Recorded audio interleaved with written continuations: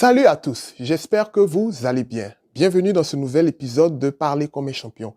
Ici sur cette chaîne, je vous parle de communication et d'astuces de confiance en soi pour vous aider dans votre vie de tous les jours. Alors vous savez tous comme moi qu'il est impossible de parler de communication sans parler de prise de parole en public ou d'art oratoire. Et il est avéré que des recherches scientifiques ont montré que la peur de l'art oratoire serait plus grande que la peur de la mort. Eh oui, vous avez bien entendu, les hommes ont donc plus peur de parler en public que de mourir. Et souvent, les gens pensent généralement que parler en public est réservé à un certain type de personnes, à des journalistes, à des hommes de médias ou encore à des politiciens. Mais je vous dis tout de suite, c'est faux. L'art oratoire, la prise de parole en public est réservée à tout le monde. Mais contrairement à la conception générale, la prise de parole en public, ce n'est pas quelque chose de inné, c'est quelque chose qui s'apprend et c'est quelque chose qui se pratique tous les jours. Alors, après avoir fait quelques recherches, je me suis permis de dégager 6 astuces qui vont vous permettre d'améliorer votre prise de parole en public, mais surtout de surmonter votre peur. C'est parti.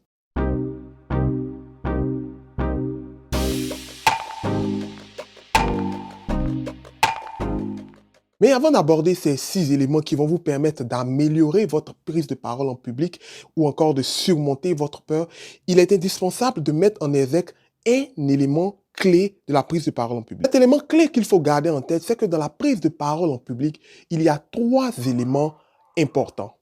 Le messager, le message et le récepteur. La première des astuces, c'est qu'il faut se concentrer sur la manière dont vous communiquez le message et non pas sur le message lui-même. Vous voyez, beaucoup d'orateurs aujourd'hui, lorsqu'ils veulent communiquer un discours, un message, vont l'apprendre par cœur. Ce qui enlève au discours son âme, ce qui enlève au discours ou encore à l'orateur sa vision même de ce discours, comment il veut le communiquer et avec quelle émotion avec laquelle il veut le communiquer. Ce que je vous propose plutôt ici, c'est de prendre connaissance de votre message. Relire le message ou relire le discours plusieurs fois et ensuite en dégager des éléments clés, des points clés sur lesquels vous allez développer. Ensuite, la chose à faire, c'est de pouvoir définir comment est-ce que vous allez convaincre votre public, quelle émotion vous allez transmettre à votre public.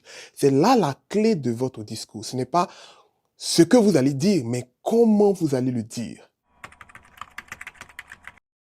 Ensuite, la deuxième astuce que j'ai déjà commencé à développer dans la première, c'est de pouvoir définir des points clés. 5 points clés qui vont vous permettre de développer sur votre sujet. Parce qu'en fin de compte, si vous apprenez votre texte par cœur, votre public ne sentira pas la sincérité de votre propos.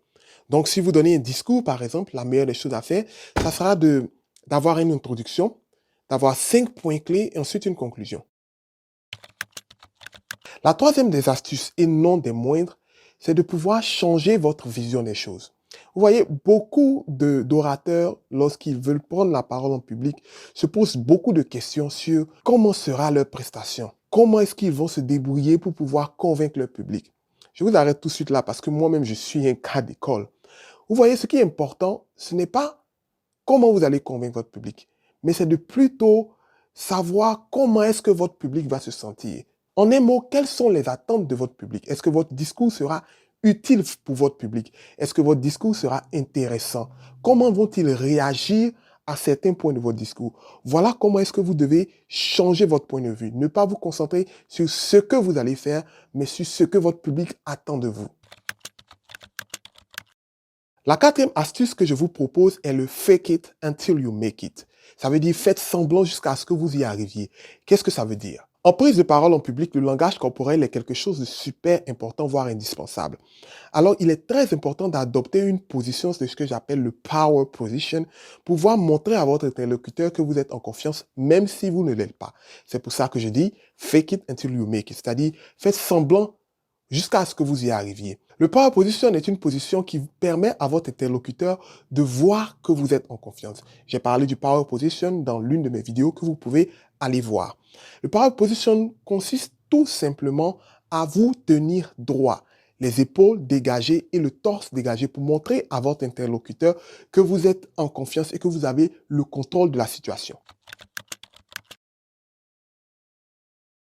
La cinquième et dernière astuce que je vous propose est tout simplement de vous documenter. Comme je le disais plus haut, beaucoup de gens pensent que Le fait de pouvoir parler en public, d'avoir cet art de pouvoir parler en public est quelque chose d'inné. Non, c'est quelque chose qui se pratique, c'est quelque chose qui s'apprend. Pour ce, il faut avoir des techniques, il faut avoir des livres, il faut avoir des mentors, des gens qui sont passés par ces situations et qui peuvent vous apprendre quelque chose sur la prise de parole en public.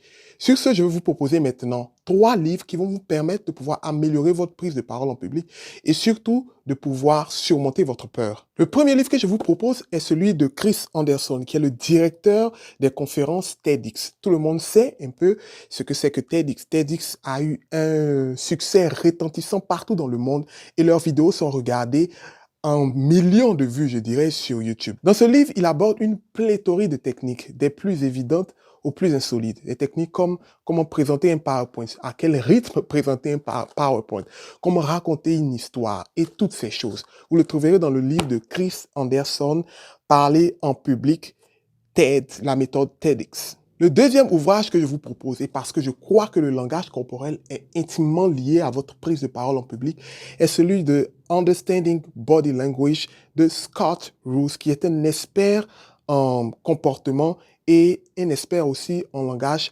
corporel. Donc, ce livre va vous permettre non seulement de comprendre le langage corporel de votre interlocuteur, mais aussi d'adopter le bon langage corporel pour convaincre votre public. Et enfin, le troisième livre que je vous propose et qui est un classique que vous devez absolument lire est celui de Dale Carnegie, Comment parler en public. Dans ce livre, vous apprendrez une pléthore de choses. Vous apprendrez par exemple les principes de base de la prise de parole en public. Vous apprendrez aussi le principe important du discours de l'orateur et de l'auditoire dont j'ai fait mention plus tôt. Vous apprendrez à mettre sur pied des interventions préparées et impromptues. Vous apprendrez l'art de communiquer. Et vous apprendrez enfin le comportement à tenir face à un public. Voilà, chers amis, les 5 astuces que je vous propose pour améliorer votre prise de parole en public et pour surmonter votre peur. Si vous avez aimé cette vidéo, je vous invite donc à me laisser un pouce j'aime pour que cette vidéo soit propagée à ceux qui en ont le plus besoin.